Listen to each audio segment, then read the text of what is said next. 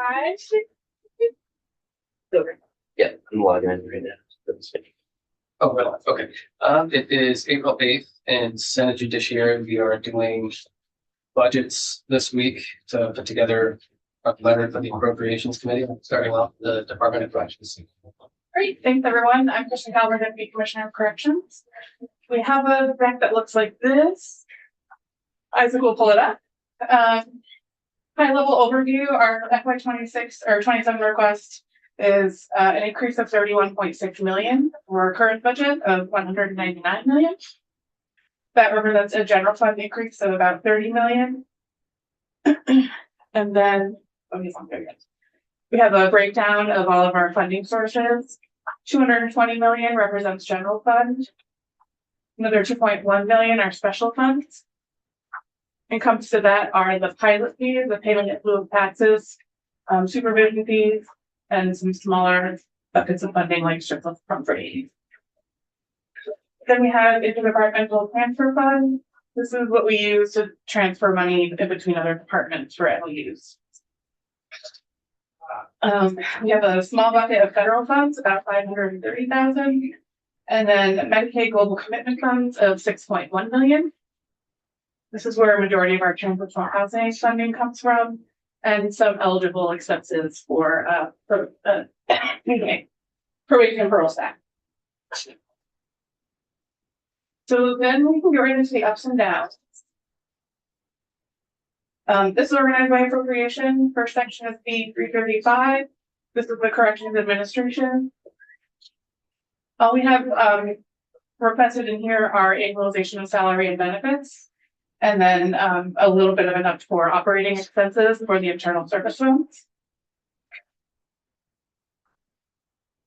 Next, we have parole board, section B336. Again, this is annualization of salary benefits and internal service funds. Next is corrections education.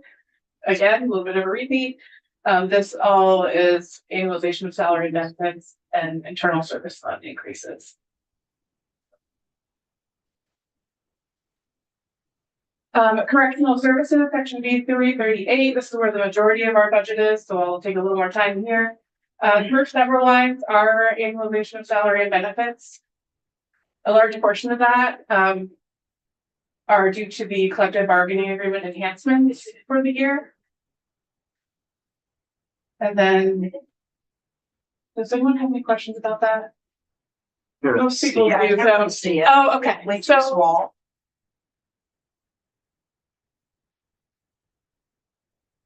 thank you. So the two numbers that'll probably stick out to the most are the 6.6 and overtime. The new schedule includes a baseline of overtime for uniform staff, and then the shift differential as well. Can I ask, just so that as the Judiciary Committee can stay a bit more in our jurisdiction, I think the thing that at least I've heard the most about recently is the victim notification system. Yes. And the statewide free trial system. Yeah. Could you just provide a bit more information on those? Let's get down to that. So the victim notification system, there's a year 5 negotiated fee that was included in the contract of $75,000. There's no system enhancements included in that. It's just a negotiated fee for the 5th year. And then the 650 for statewide pretrial expansion is exactly what it says. This is the next bucket of funding to continue expanding that to all the counties.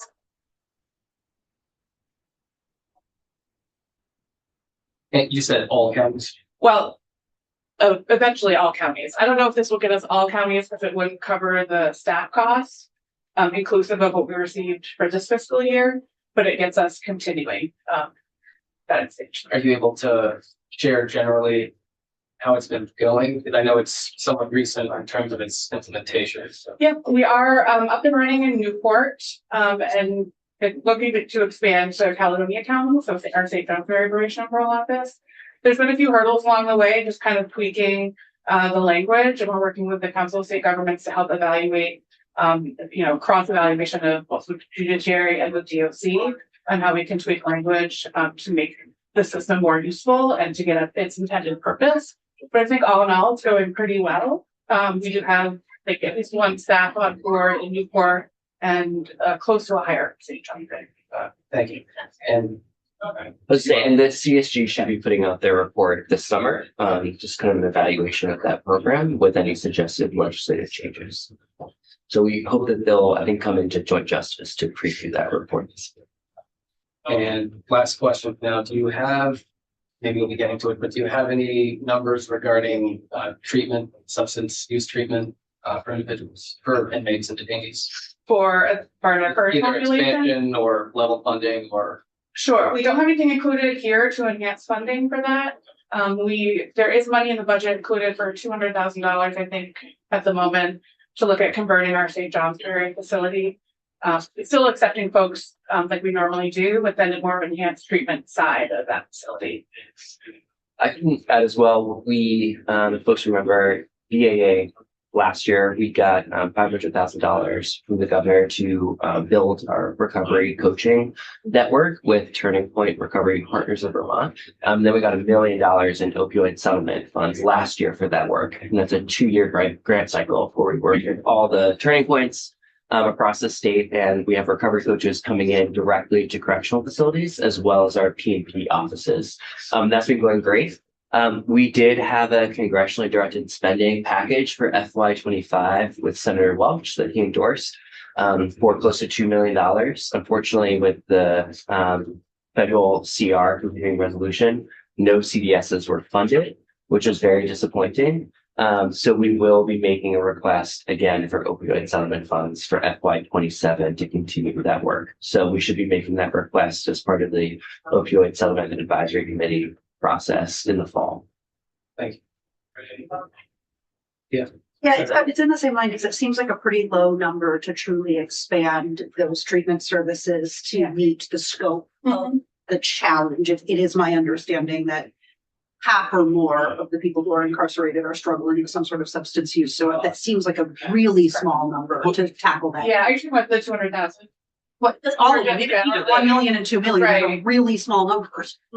So to kind of pull that apart a little bit more. So the pretrial supervision work is I would say adjacent to, but is not directly a substance use program.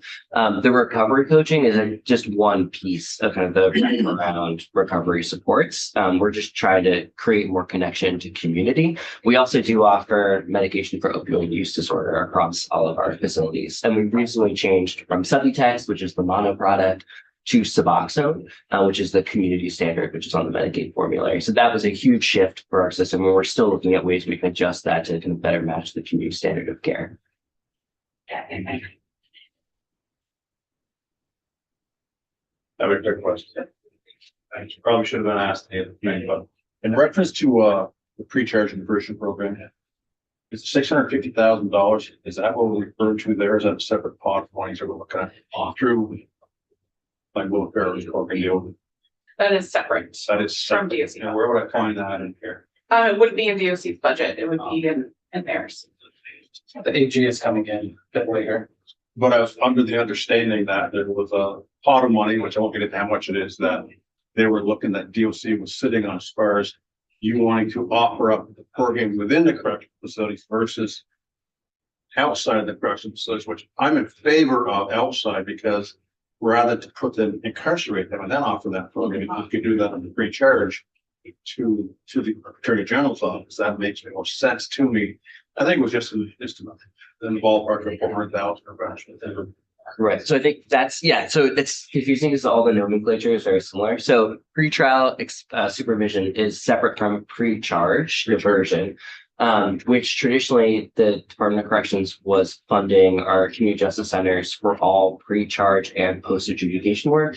With the passing of H 645, which I think became Act 180, if I have that right, that's separate. There's a governor vetoed that bill, the legislature overruled that veto. That created a bifurcated funding structure with the AGO funding pre-charge, not just diversion, but also pre-charge referrals through the community justice centers. So our funding hasn't changed for CJCs. I know the AGO is working on securing funding for the CJC partners, but that'll all flow through the CJCs. But we'll continue to fund CJCs for post adjudication of reparative panels, for example. And we're also looking to, with some of the money that was funding that pre-charge work, we're looking to invest that for restorative justice practices within correctional facilities themselves. So there's no change in our funding structure there. I guess we'll have to discuss that at a later date then. Thank you. Will that represent an expansion of restorative justice services? Okay, so the next kind of block in the operating, as I can Yeah. scroll down a bit, is all internal service fund cost increase. But this grants item, the negative of 801 in general fund, if you look all the way to the right, there's an up in global commitment Medicaid. This is funding for the first 6 months of the implementation of our 1115 waiver, which covers some evaluations, NET, and other medical services, as well as Medicaid enrollment. 90 days pre-release for individuals, and then a care management kind of pathway into the community once they're released. That's the Medicaid, expanding Medicaid to cover people who are incarcerated. So we got an approval from the Biden administration last summer to do that work through CMS. We are proceeding as if we will be able to continue that work. And so we're working very closely with our partners at DEVA and the Secretary's Office, Medicaid Policy, to roll that out. So they're currently implementing that and rebuilding the MMIS, the claims processing system for Medicaid, so that we can start using Medicaid dollars, which obviously, we're able to get that 60% of the federal contribution for those. So we do expect cost savings for the state, which we will then reinvest to offer more services like care management for folks leaving correctional facilities. What's the timeline for that? January 1st is the implementation date. That's 2026, correct? And is there an estimate of the potential cost savings and plan for how that would be implemented, reused? Oh, use, I think at first it will go to fund the care management folks, the Vermont Chronic Care Initiative. And then once we have a better understanding, once the program kind of starts rolling out, then I think we might see a bigger request in our budget to offset that. Okay, and is there any sense of what the cost savings will be by implementing Medicaid? Not quite yet. This is the first estimate, the 801 for half of a year, just because of fiscal year versus the calendar year. But we'll have a better idea. Okay, and then I know that I asked the question sort of at the wrong point in time, but I am curious what the increase or ask is for substance use treatment within our facilities for this year. But 200,000 will allow us to engage with a consultant that will help us design what the potential treatment facility will look like. So that doesn't reflect what the implementation cost will be because we don't know what it will be yet. So that will inform a next budget request if we proceed in converting that facility, and then also informing other enhancements to the system as a whole as far as treatments are concerned. Okay, so there's just the 200,000 for that. There's For the consultant work, there's no increase in spending in that treatment for this year. not beyond this request. So just for the sake of your time, it would, and for how I'm trying to do this process, would you be able to highlight the top few asks that you have that are within our jurisdiction in this committee that, if we're putting together a letter at the end of the week, then say in the letter that X, Y, and Z is EOC's top priority from the judiciary? Sure, I think, and it's encompassed as our biggest request in this is funding for staffing. That's really critical. It's included in the CBA, so it's already, signed on the dotted line. But I think it's really important as far as the operations of our system as a whole. And then the vine certainly is really critical piece of infrastructure, really, within your jurisdictions, I would say, and The victim notification. yes, sorry about that. And then the statewide free trial expansion. For sure. Any other thoughts? I think I just note on the staffing front, we've gotten this question in some other committees that, you have, obviously, we have staffing issues in the Department of Corrections. That's no surprise. We have a staffing crisis. And so folks say, oh, you know, vacancy savings, are you able to apply that? And unfortunately, you know, we're not able to have vacancies in a correctional facility. We have to mandate overtime. Folks have to be there to deliver that critical service within the correctional facility. So that's why you see there is a vacancy savings of 5.6 million, but there's an overtime of it's eaten up by the overtime cost. So you know, overtime is more expensive than the vacancy. So that's why you see those costs rising in our system. So, And what is the average amount of overtime that your uniform staff is doing right now? From what I've seen the past few times I've looked, folks are logging around 120 hours a pay period. It's very difficult for them to work 16-hour shifts pretty consistently, whether that's mandated overtime or volunteer overtime. We do have a couple of facilities that don't have mandated overtime on folks' day off, but it does still exist within the normal schedule for them. So they're working a pretty excessive amount of overtime. And what is being done to solve the staffing crisis? Because I feel like this is now the 4th or 5th year that we've been here talking about people doing 16-hour days and 120-hour weeks. Do you want to take a stab and I can? Yeah, I mean, it's our top strategic priority. I know, you know, we've been in lengthy discussions with Steve and the union on this, our labor partners. You know, I think it's so important to point out that these are incredibly difficult jobs, that Vermont is facing workforce shortages across the board, and that's certainly true in corrections. And I think it's also so important that, you know, all of the important, you know, progressive reforms that we want to make as a system, those are only possible if you have the staff in place to carry those out. So it's something we're laser focused on. I mean, one, you know, think about the overtime, something that we recently implemented was a change so that new staff are not forced to do mandatory overtime for the first 6 months, I think it is, right? Yeah, it works out to be around that depending on their hire date. Because we know we were burning folks out really, really quickly. So if there are ways that we can avoid having folks work that mandatory overtime at first, that can help them ease them into the system. I mean, we've developed an entire vertical Office of Professional Standards and Compliance to focus solely on recruitment and retention of staff. Sure. Another thing more practically, we developed a central operations division. So staff are being deployed across facilities. They're working to fill in those overtime needs, and to also cover hospital needs and transports. So we're hoping having that centralized team to be able to deploy into facilities to work those overtime shifts on straight time from a financial perspective is beneficial, but then also to relieve staff from being called in for mandatory overtime and to the need to volunteer. So there's a lot of different ways we're looking at it. We're hoping to modernize the systems that we're using. We know that folks in the younger demographics coming into our system don't want to write in logbooks all the time. It's not a very dependable form of, I think, doing corrections. The governor mentioned in his budget address that the demographics of Vermont are not what they used to be. So trying to reformat our thinking of 100% not being 100%, it's more like 75% is really where we can expect to be at any point with our staffing. But that is forcing us to rethink of how we do our work. And the COD team is one example of that. We're on the ground now. There's 11, and then some are more just started today, actually, to begin training and deployment. We've also created a correction-specific pay schedule with Department of Human Resources, and its own retirement schedule as well through G, I think it is, right? So there's been a lot of investment. I think see the 11 million in that front.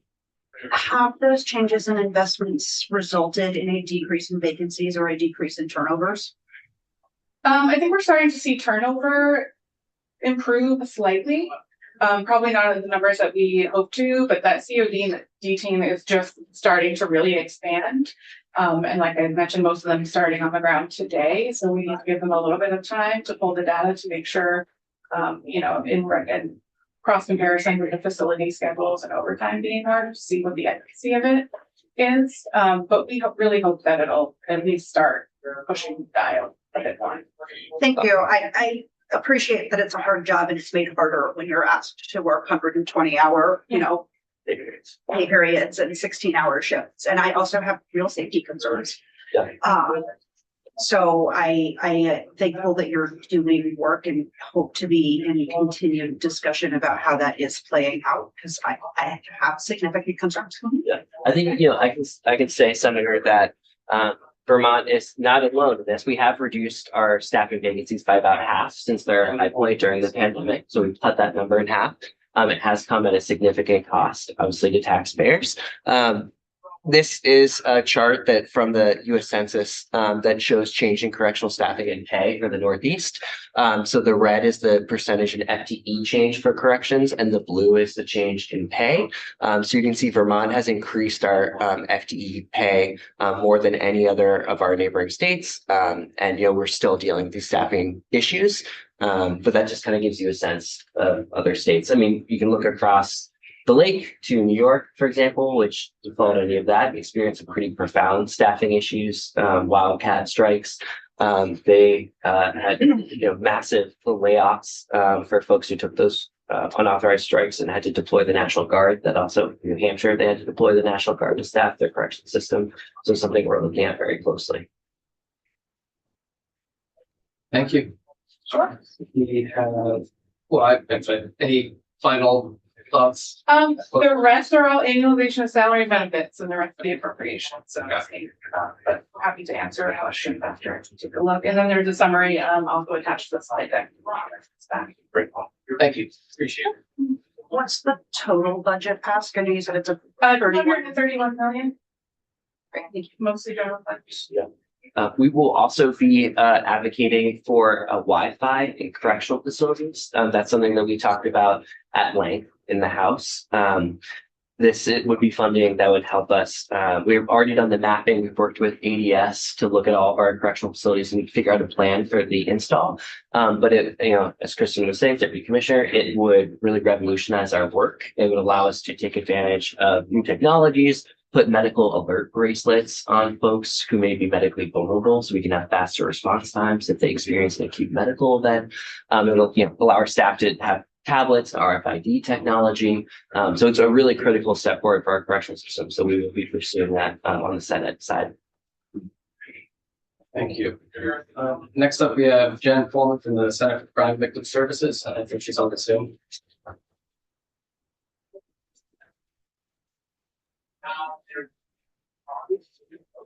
Yes, good morning. Oh, no, I'm frozen. Good morning. For the record, my name is Jennifer Pullman. I'm the Executive Director of the Vermont Center for Crime Victim Services. I had hoped to be there in person today, but I'm going to keep my germs out of that small committee room. Thank you for the opportunity to testify today and speak a little bit about our budget and our challenges.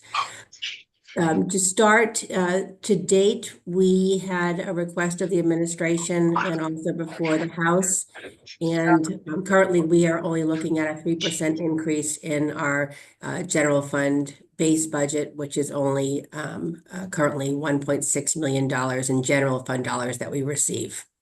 And it's really important for us in terms of creating this framework that when we think about public safety, and there's so much conversation about that and community safety, to really make sure that we are investing in victim services. Not only does that create confidence and transparency in the system, but we well know that once somebody has been the victim of crime, they are at risk for future victimization, and also victimization that is not addressed. Unaddressed trauma shows up in the history of many folks who have also caused harm. I do want to just briefly overview the center very briefly. Again, we are that weird state agency that has no state employees. We're one of 5, I understand. And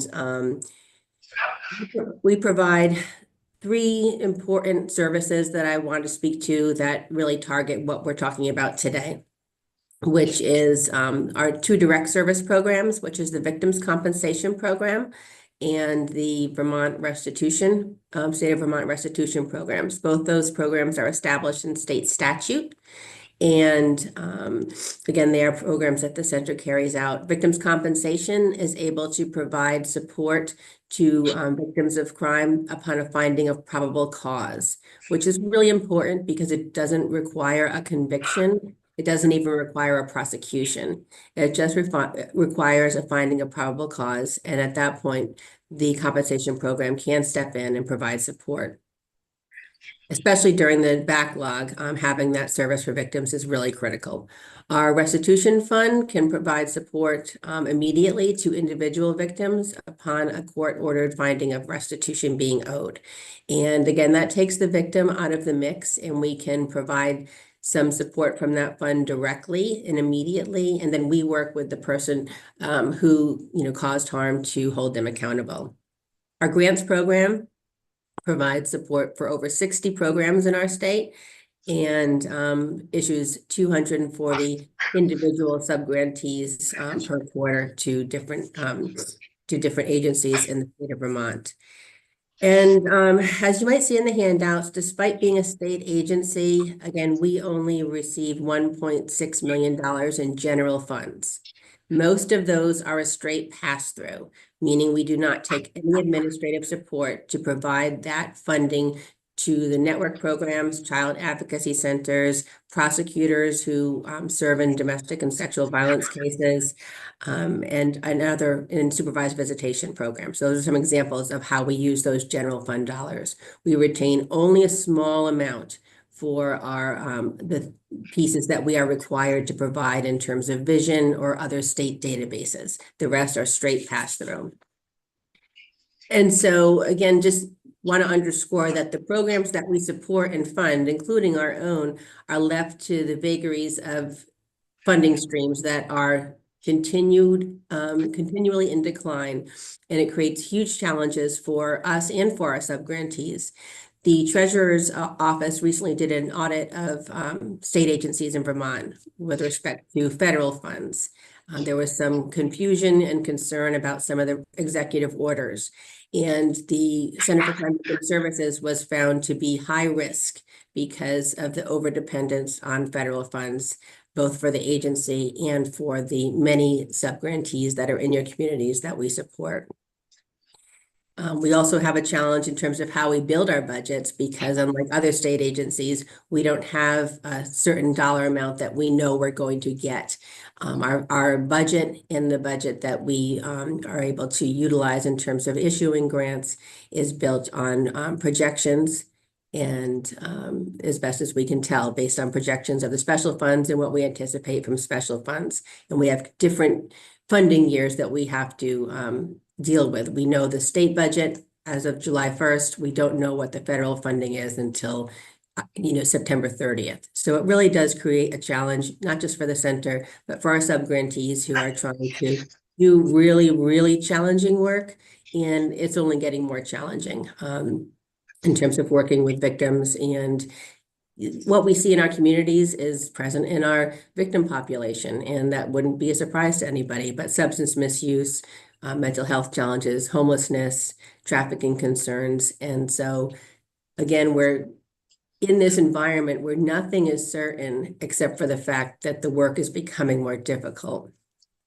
And again, I do want to just be real brief in terms of when we talk about the backlog, it's really important to think about what that means for victims and survivors and for the advocates that work with them, because victims and survivors are also waiting for some sort of resolution in their case. They are also waiting years for that resolution. And so the need for a victims' compensation program that can support them in the meantime, the need for community-based advocates that can be working with them in the meantime to provide that support. Victims are waiting, and they're waiting and waiting for a resolution that may never come. And even if it does come, we do know that oftentimes the criminal justice process does not really provide the sort of support that a victim survivor needs. And so I want to underscore, when we think about the backlog, what that also means for victims and survivors, and for those who really need to be there holding their hand during that process. With respect to a little bit more detail than on our funding streams, the federal funds, again, is the majority of our budget. And we currently administer 8 federal grants. That is identified in the handouts, both the overview that we provided and the narrative. I'm not really good at doing PowerPoints and speaking, so I hope you'll bear with me. But we have 3 federal ARPA grants that are ending on September 30th. of this year. That will be a reduction of $777,000 to our subgrantees. VOCA is our largest grant. That stands for Victims of Crime Act. That fund is a federal fund that is supported through fees and fines from convictions at the federal level. We support the center with administrative funds from that grant, and 46 different programs in the state rely on that. Last year, we received $3 million. The coming year, we will only receive $1.9 million. So that's a $1.1 million loss to programs that have already been level funded for 15 years. So we haven't had to make cuts yet, but I say that by underscoring that they've been level funded for 15 years. And so we all know that technically that is a cut. With respect to the special funds, we have 3 special funds that we administer: the Domestic and Special Violence Special Fund, the Compensation Special Fund, and the Restitution Special Fund. All those have been in decline for well over a decade. In fact, in 2012, the legislature had asked for a report about the sustainability of this level of funding for victim services. And legislators were on that study group, and a report was issued in 2013 that said this is not a sustainable way to move forward. There needs to be an investment of general fund dollars in order to make sure that this funding, this core funding, is provided. There wasn't much change as a result of that report. And in fact, there's been a continued decline. Some of that's due to, I would say, external factors, which include a change in law enforcement behavior. We're not seeing law enforcement making as many traffic stops as they were. That used to be quite a lucrative source of revenue for the funds. We're also seeing, and also there's just less law enforcement officers. We're seeing also that the policy changes in criminal justice reforms, which are being implemented, which are very positive, but sadly, it impacts our funding, our revenues. Decriminalization of different pieces of our system. Sometimes, there's dismissals that have taken place in Franklin County. That's like one example but in terms of dealing with the backlog, and then we move towards pre-charge. And all of these pieces are really solid reforms that the center does not oppose. They're all good things, but sadly, it impacts our funding stream. And, we do ask ourselves the question anyway, philosophically, should we be funding this system on the backs of folks who generally can't afford to pay anything extra than they're being asked?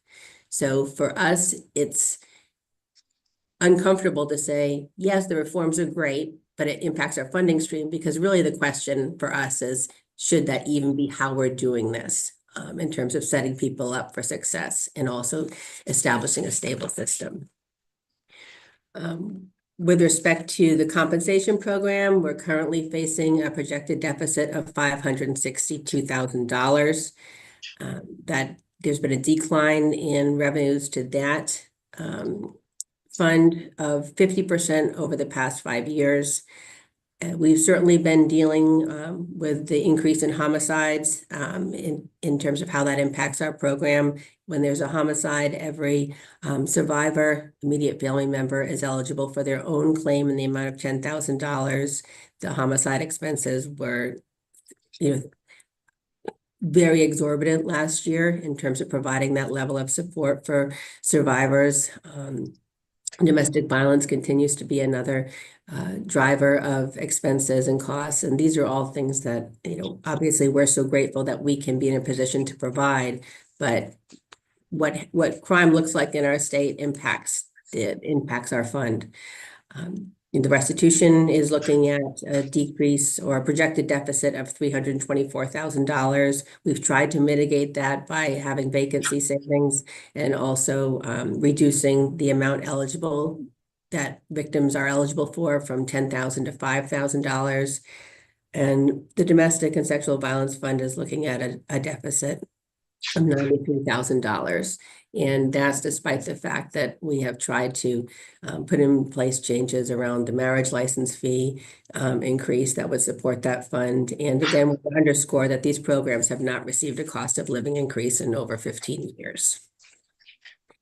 We have addressed or tried to address these losses as best as we can. We were asked in the House, what have you done to try and mitigate these losses? And we've done everything we can think of. We have level funded programs. We have vacancy savings, both internally and with our programs that we fund.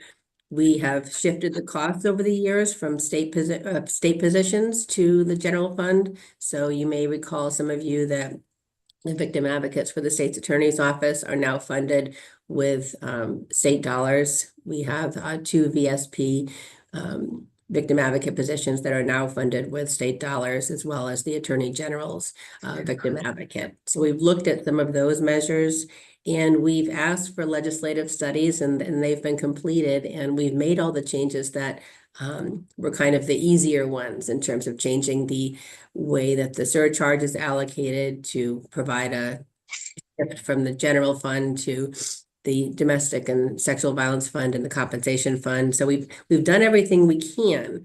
One thing we haven't done to date is we haven't made cuts. And we are actually there and already starting to plan internally for how we're going to do this work. One recommendation I have in terms of language, or something for the committee to consider, is that the JFO did a report that was issued a couple of years ago, and that's on the committee page. And it spoke to some recommendations, many of which were implemented, not all of which. But one thing that jumped out in that report was that the surcharge that goes to the special investigation units over the years has actually doubled. And in terms of the revenues that are deposited, but we've seen a decline in the other special funds, for example, that we administer, and also other ones. And when I asked JFO and I asked the courts, why, is there any reason why that would be the case? No one really had an answer. And Hawaii has in their statutes an order of priority of payment, wherein the funds that are paid first are, for example, ones that benefit and support victim services. And the ones that are lower priority are ones that, for example, are supervision of that fees that are paid to probation and parole. And I wonder if it would be worth, I think it would be worth looking at what that could look like in our state, and maybe if that would create a slight difference if we are going to continue to rely on a declining revenue source such as special funds. Senator Hopsley. Question about that. I don't know that we should continue to rely on a declining revenue stream, but in states that have prioritized in that way, was there any change in recidivism? So what I worry about is that in some ways that may do harm. If someone doesn't have adequate community support post incarceration, they may be more likely to do more harm. Was there any look at the impact of that in states that moved in that direction? The only state that we can find that did that is Hawaii. And I think that if I understand your question correctly, Senator, the requirement for individuals to pay those fees and fines is there regardless, unless they are waived. And so if we were to continue down this road, and I just want to say that's a big if, that's not something I support, but creating a priority would simply just designate the order in which they're paid, versus having it be through a collection agency wherein we work with a lot of folks who've caused harm in our restitution unit, and they're very confused about they're like, I thought I paid that. I thought I paid this one. So I don't think that we're doing it overall in a way that's communicating very clearly to somebody who has been convicted of a crime, what their responsibilities are and who in the world they are actually paying. So I appreciate that. And that actually, I I agree with you that this isn't the best system. My concern is if we, by creating priority list, now underfund probation, then Mhm. people may be more likely to do more harm. That's actually what I was asking, is if in Hawaii, when they made this switch, there was now an underfunding to the probation and parole, and if there was an increase in recidivism due to that. I'm happy to check into that. What I do know is that the fee for the Department of Corrections that they receive is, what I understand, only $50. So the impact on their budget, I don't know, obviously I can't speak to that, but I'm certainly happy to check in with Hawaii and find out if they've seen any sort of negative consequence. That'd be great. Okay, thank you. Jennifer, would you be able to highlight what your top request is? Yes. I will go quickly to that as I see Director Burkell is on. We're looking for at least 1.1 million to support the loss in VOCA. Ideally, an increase would be to 1.5 million, so we could give a slight increase to the program, but 1.1 would allow us to level set and not make any cuts for the following fiscal year. Can you please remind me what VOCA stands for again? Victims of Crime Act dollars. That's our largest federal grant that supports 46 different programs in the state. And the loss of $1.1 million would mean that we would have to make cuts and actually probably set it up as more of a competitive grant amongst our 46 different sub-grantees versus a grant that they have come to rely on as at least something that they can, as a part of their level fund. With respect to the Victims Compensation Program, we would ask for $562,000 to level set that program. That would be a one-time. And with respect to the restitution fund, a $324,000 level set. I think, to be quite honest, I understand that we are in challenging times. The fix to helping out to support VOCA and helping to support the Victims Compensation Program, I would consider as the most significant, important request that we have, given especially the backlog and the need for community services to be in place and victims compensation. Thank you.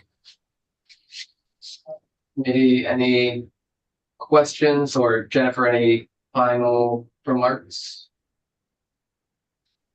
No, thank you so much. Again, we have documents on the committee page for your reading in your free time, but just wanted to streamline our ask down to where I see that we're at, and the support for VOCA and for the Victims Compensation Program would do a lot to, keep programs with their doors open and also make sure that we can provide direct payments to victims who are in the immediate impact of the trauma from experiencing crime.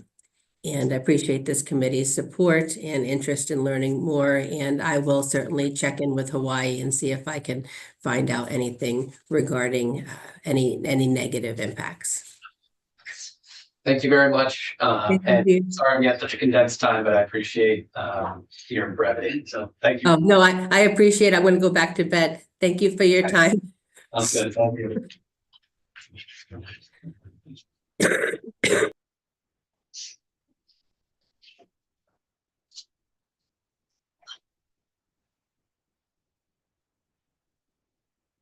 All right, next up we have Executive Director Chris Burkell of the Criminal Justice Council, and I believe he's on Zoom. Great.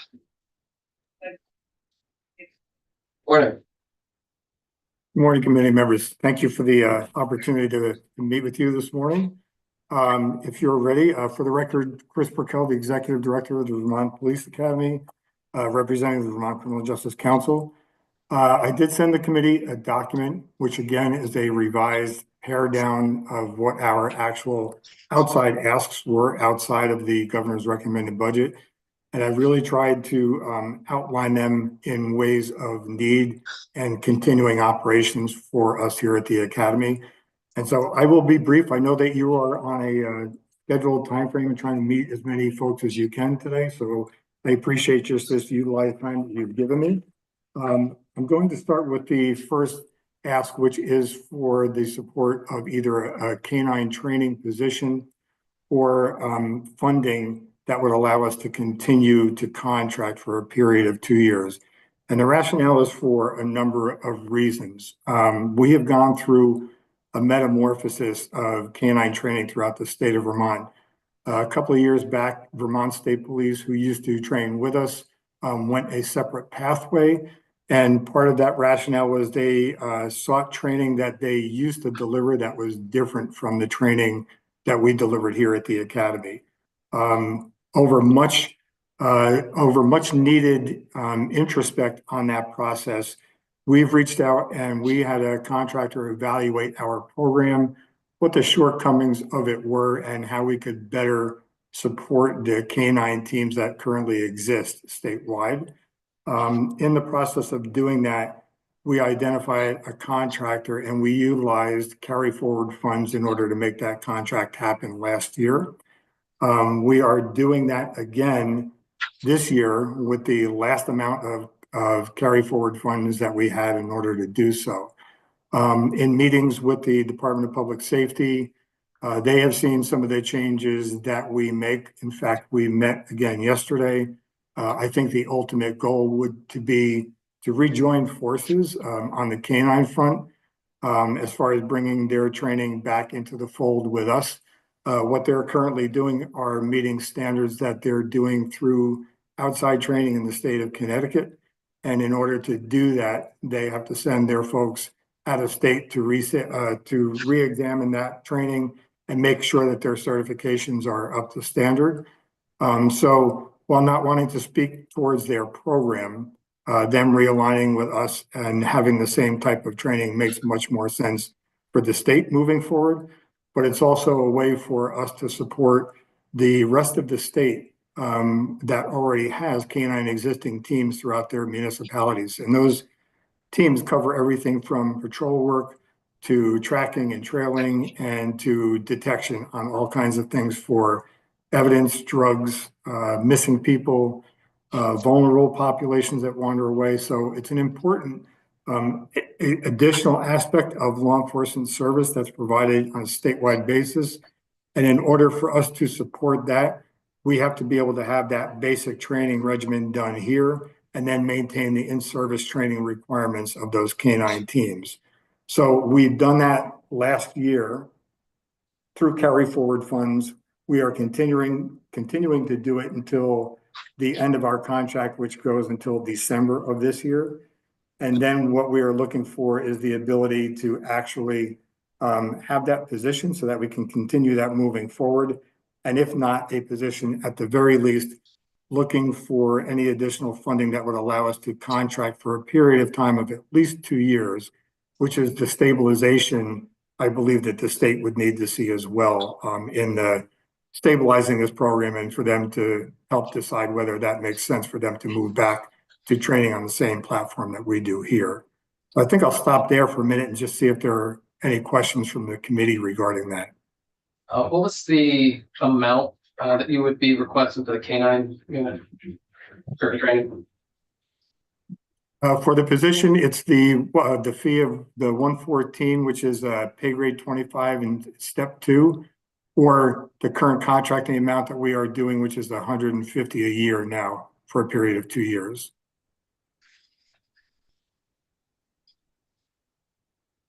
Thank you.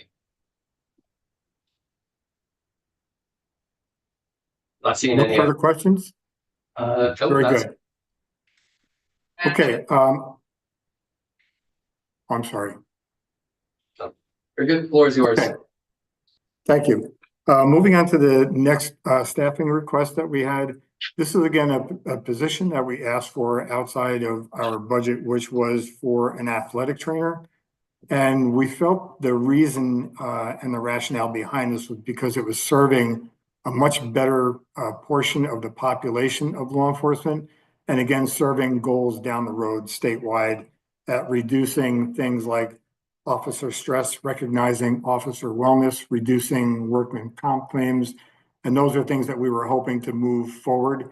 So until this past year, we recognized when we had a few people that were coming to come to the training at the academy that were diagnosed with rhabdomyosis of the criticality of that disease, and we didn't want to do any further damage to people that had some medical conditions that were coming into this profession, understanding that there are going to be some physical training that they would have to do while they are here.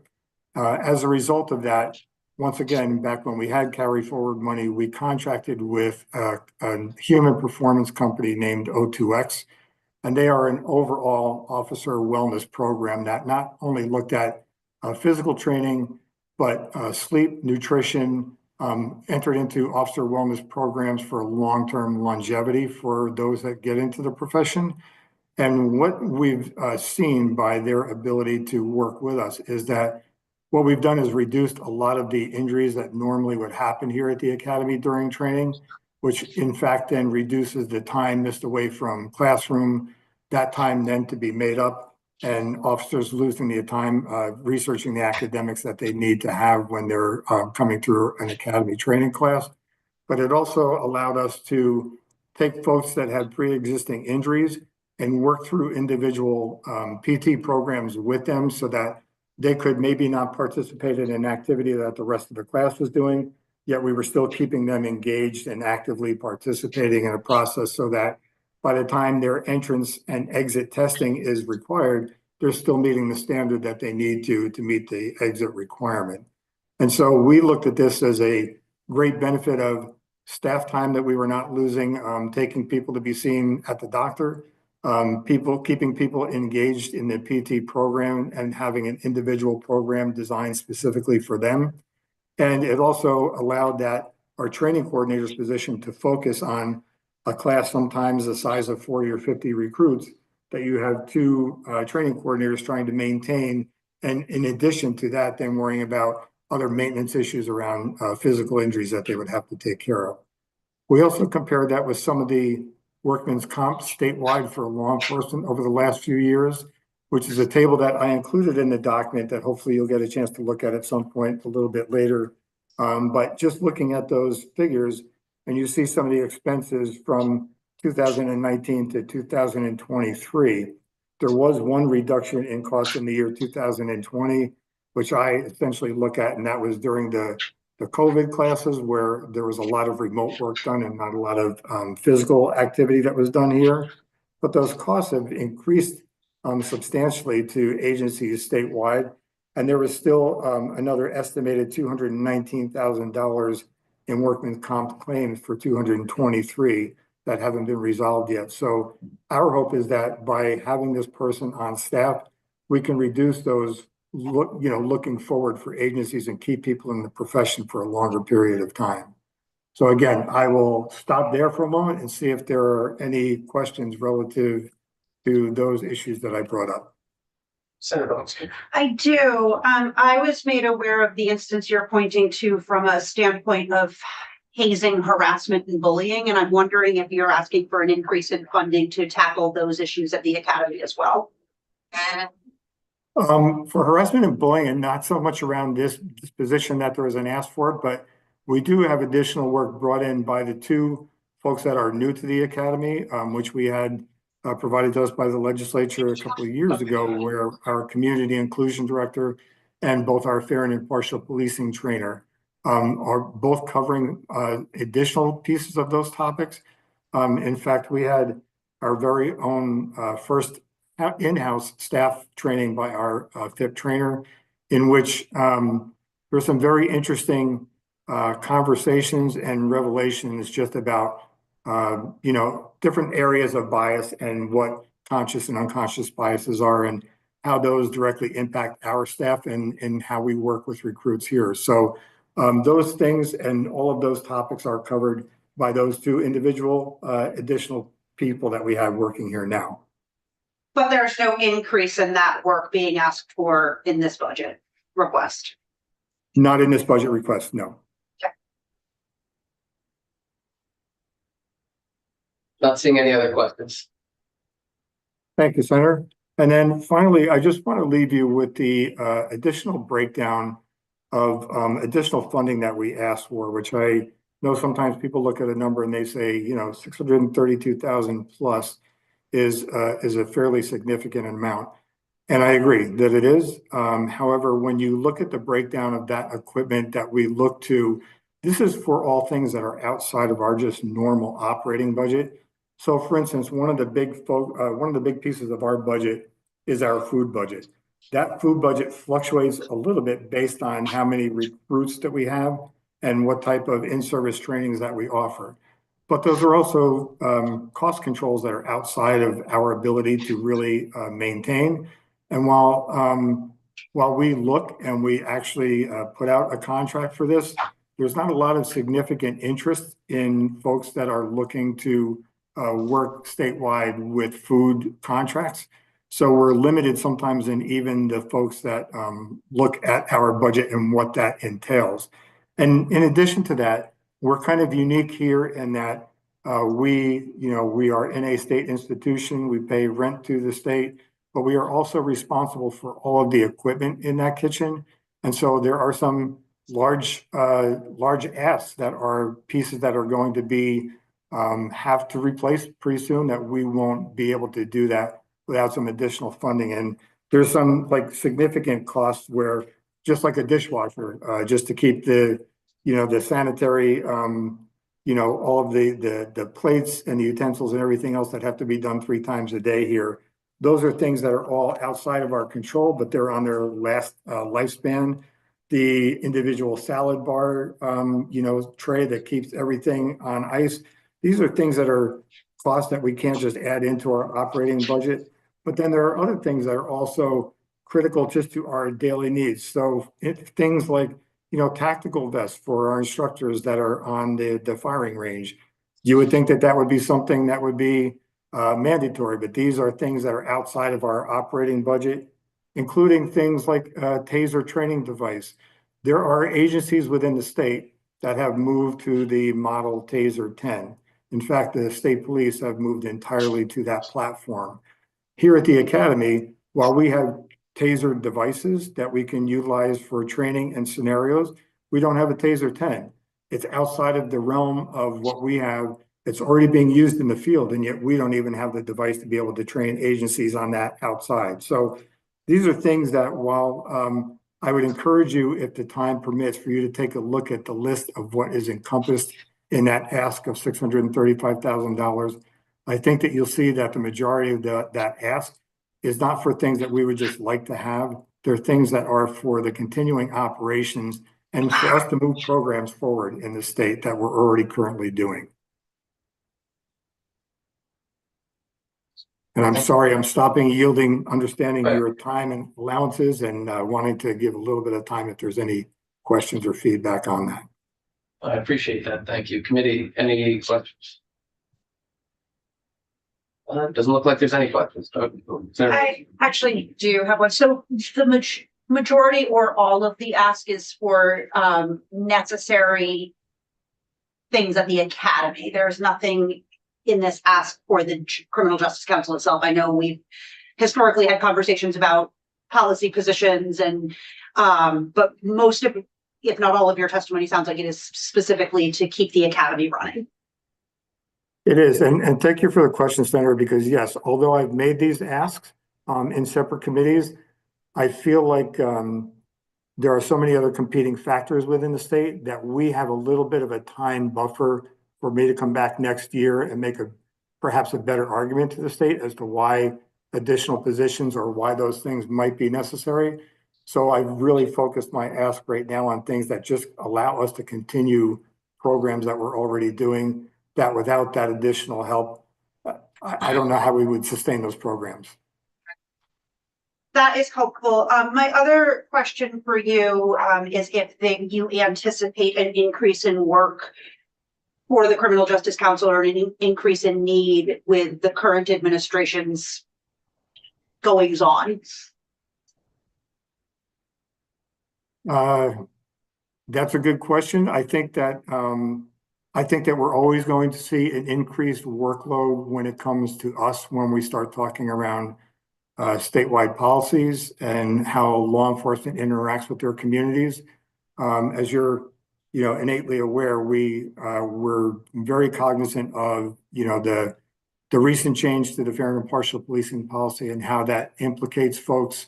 We put out a statement on our website yesterday trying to reach out to communities that are impacted by that. I'm fielding several questions from agency heads about some dynamics that are a little bit different. So our FIP policy says one thing, but yet their NCIC manual for how they respond to a hit that comes on their screen about an immigration warrant says a different practice. So there are all these interactions that we constantly work towards and try to make better.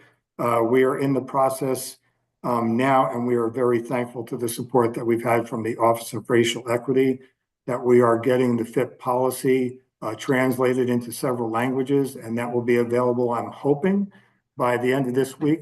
But that's just like one small example of policies that I think not only communities, but the legislature wants to see law enforcement interacting with their communities and making sure that we're delivering the best product that we can. And that's continual work. That will always be continual work. And unfortunately, that comes at a cost. Additional training does not just happen overnight. And when we don't have curriculum developers, which was in our original ask, which is what we're hoping to have by the time we finish our curriculum review at the end of 3 years, that's going to be another ask that I come back to the state with next year, hopefully to articulate that a little bit better and get some more support behind that. Thank you. And so at this point in time, you are able to manage, even if it's difficult, the sort of increase in confusion and questions and community support. We are, and we're bringing in those outside communities through the new positions of the community inclusion director and our FIP trainer. We're bringing them to us as opposed to them waiting to hear from us, so that there's more engagement with outside communities and there's a better understanding of what we do here. Great, thank you. Thank you. Thank you. Director, any closing remarks or requests or anything?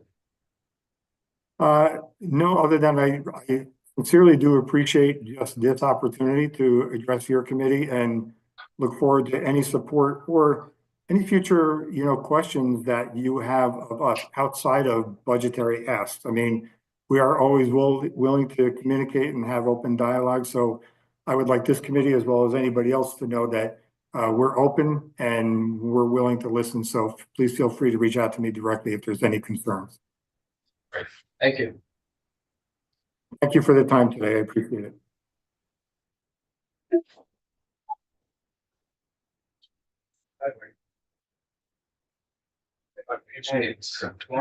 We have Vic Harden from the Human Rights Commission. We're a few minutes ahead of schedule, which is great. So. Thank you so much for having me. Absolutely. Thanks for coming. My name is Vic Hartman. I'm the Executive Director and General Counsel of the State of Vermont Human Rights Commission.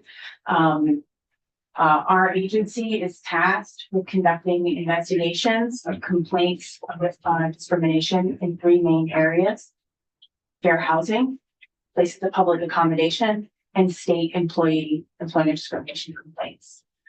Primarily, we're engaged with conducting those neutral investigations.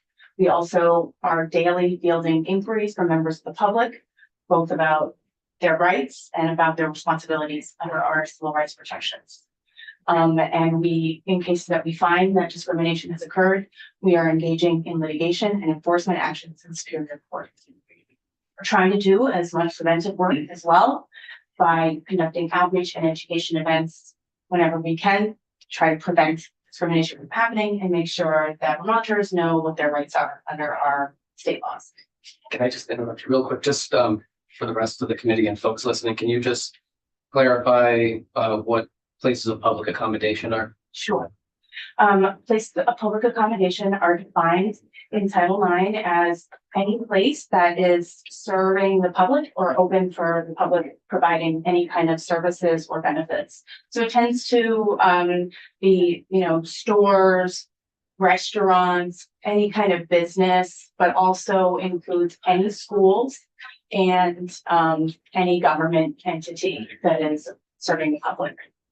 And I will say, since you asked about public accommodations, many of our public accommodations investigations are involving schools and harassment that students are experiencing or other discriminatory treatment by schools. Thank you. Senator Bowles. So my understanding is the Attorney General is responsible for some of this as well. Can you just sort of differentiate for me what comes to you and what the Attorney General's office deals with? Sure, absolutely. So our agency is the sole enforcement authority for the Vermont Public Accommodations and Fair Housing Protections. In the employment realm is where the Attorney General's Office Civil Rights Unit fields and processes complaints involving employment. The only part of the employment claims that aren't processed by that office are state employees, where the state of Vermont is the employer. Since they're going to be represented by the Attorney General's office, that's the setup that we have. So it tends to be a pretty small segment of our cases, but it can be up to about 10% of our complaints. Okay. And have you seen any increase in concern? Well, actually, I'll let you continue. I'll ask my other question after. Well, that just seems to segue right into Well, you're what I wanted to welcome for talk that. to you about. We have really seen a severe uptick in new inquiries and complaints at our office in the past year and a half, beyond what we can handle. So we have 7 staff total. 5 of us are attorneys. 4 of the attorneys are dealing with open investigations and cases that have already gone through an intake process. We do not have a full-time staff person who handles intake. So it's a shared duty between myself and our administrative staff member, our executive staff assistant, who also does all of the administrative functions of our office. At many times in the past year, we have been 2 to 3 weeks behind on returning phone calls. And we have intakes that were initially submitted to our office over the summer that we're still trying to get processed to see whether or not we can accept the complaint for investigation. And we have become more and more selective about what complaints we're able to accept, given our capacity being strained.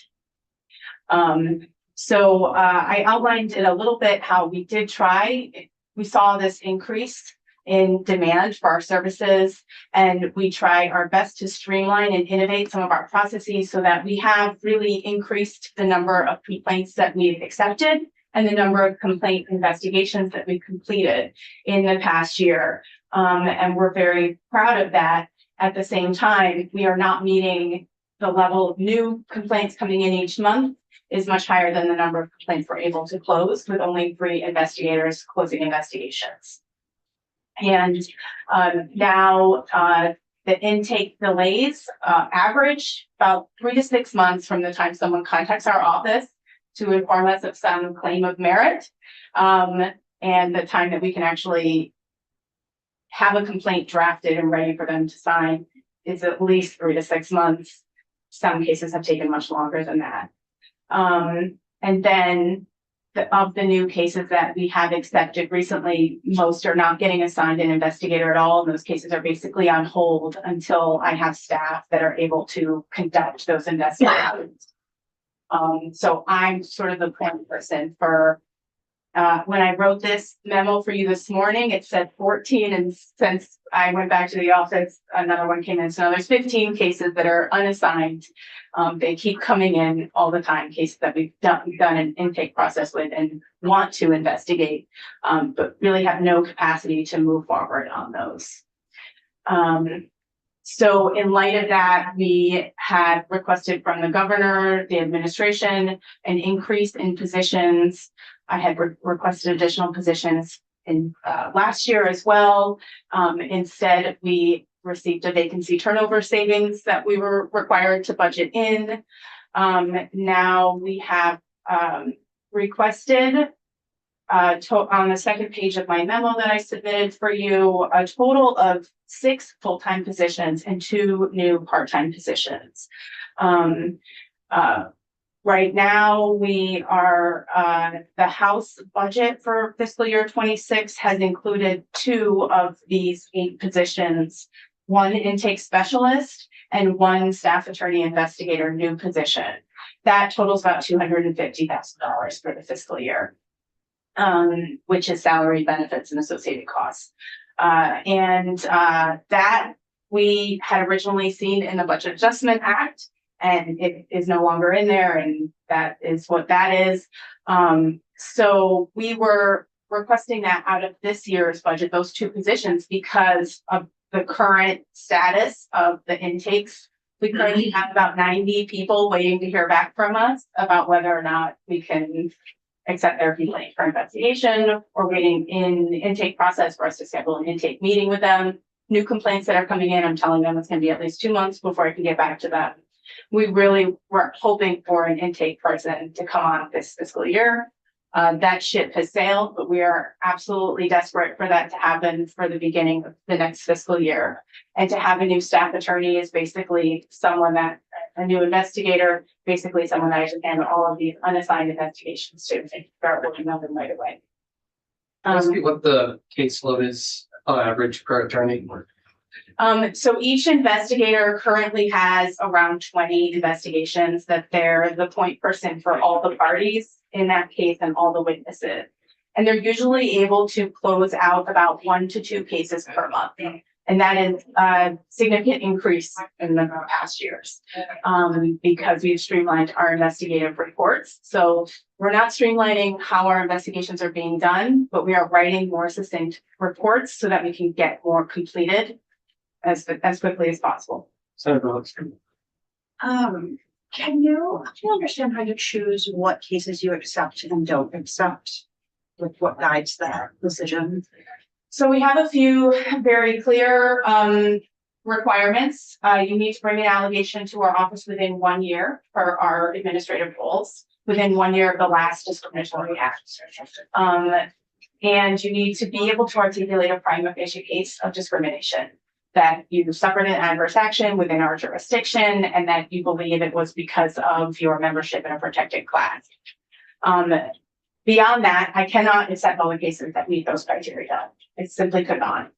I have declined around 90 cases this fiscal year. So that's. I'm sorry, I just want to finish answering that. So there's these other kind of additional considerations that I take in when I'm declining to accept a case, and they include the complexity of the case, my current staffing levels, how much burden the case may have for our staff. Some cases are pretty straightforward, reasonable accommodation denial. Harassment cases, school cases tend to be much more complex and take much longer to investigate. So those are like those kind of soft factors, and whether or not the case is like alleging some new novel concept, or I've had folks want to investigate systemic disparities, and we have absolutely no capacity to do that, to their current levels. So that means these people just have to live with discrimination because we're under-resourcing your office. It leaves them, the only resort is generally to hire a lawyer and file their own case in Superior Court without the benefit of an investigation. It's heartbreaking. It's the hardest thing about the job is turning people away, and every single week I'm doing it. These are generally Vermont's most vulnerable populations, people of color, unhoused people, elderly folks, and people with disabilities that we are turning away and saying, well, this office is here, but we are not able to provide you these services. So we're referring them to Vermont Legal Aid's Housing Discrimination Law Project, which is currently unfunded by HUD. It's feeling like a very desperate situation for many of those folks. But even of the cases that we accept, they're going to be here for at least a year before we can finish their investigation. And that's not ideal for anyone either. Some of them are situations they're still in this housing every day. They have to live there every day and experience discrimination. And so it's the hope would be, in terms of our sort of bare minimum needs, in addition to the 2 positions that are currently contemplated in the House budget, which is 1 intake specialist and 1 staff attorney investigator. We are very desperate to have a second staff attorney investigator position and a paralegal. We have 1 litigator a position that was created about 2 years ago. He is currently the only attorney working on 16 lawsuits in which the Human Rights Commission is the plaintiff. And he has no administrative staff or paralegal support while he's up against attorneys, like teams of attorneys in most of those cases. It is generally my impression from other Human Rights Commission agencies across the country that they all have paralegal staff, more than one. So I think it's something that would also enable that paralegal position, in addition to supporting the litigation that we do, could also help with some of those bigger, more complex cases that involve a large volume of document review statistics. So just to break it down, is it 2 part-time positions in which you're asking for 1 intake specialist and 1 paralegal? Is that the 2 part-time? The 2 part-time positions are the 2 bottom of the list here on page 2. One part-time position that we were envisioning was a mediator position that could help when, as soon as cases come in, which is something that the EEOC does. Maybe not for much longer, but that they would immediately engage with the parties to see if a settlement, like, can we solve this complaint right away instead of having it go through a long process first, enabling us to take more cases, hopefully close more cases. The other part-time position that we have been proposing is a social worker case manager, recognizing that the majority of people who call our office are experiencing some kind of crisis that we are not at all equipped to help with. You never know, and I've been answering phones a lot this year, like the mainline phone. You really never know what is going to be on the other end of that call, and often it is folks with disabilities who are experiencing trauma alongside a housing crisis, and we do not have the skill set or the resources to hand that person off to another entity that really needs that can actually support them. And we end up kind of just giving them some phone numbers and you know, trying to triage. But we really do feel that, you know, in the ideal scenario, we would be able to offer more case management support also for individuals who have cases with us. Sometimes they need a communication specialist. They need some additional services to be able to meaningfully access our process. And those are not available right now. But I would say that those 2 part-time positions were, like, you know, in an ideal situation if we were totally fully funded, as well as a communications and outreach coordinator position. That was what was envisioned as like the best case scenario for us to really be able to meet the needs of our times.